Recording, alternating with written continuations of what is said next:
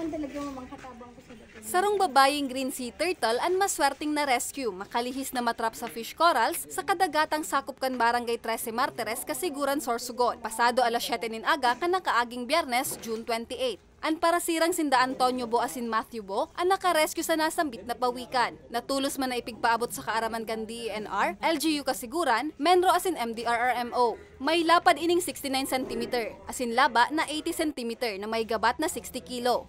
Sama po yung mga fisher folks, hindi lang po yung mga fisher folks natin. Pati po yung ibang members po ng ating community. Dapat sabay-sabay po tayo at magkaisa po when it comes to wildlife protection.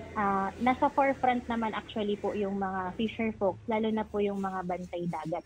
Makalihis na makaaga nintag asin masiguro na mayong anuman nalugod ang pawikan, tulos man ining binuhian sa dagat. Nakatalaan man natawan ning tig 1,000 pesos ang duwang nagreskyong parasira. Conservation niya ng marine life and wildlife, endangered wildlife. So, under po niyan, may reward system po siya, which is, ito nga po, pag ini-encourage po namin through that program, yung mga tao na makaka-recover or makakita ng endangered wildlife na i-turn over po sa LGU para ma-coordinate properly po sa proper authority tulad po ng DENR. Pigkukonsiderar na endangered species ang mga pawikan.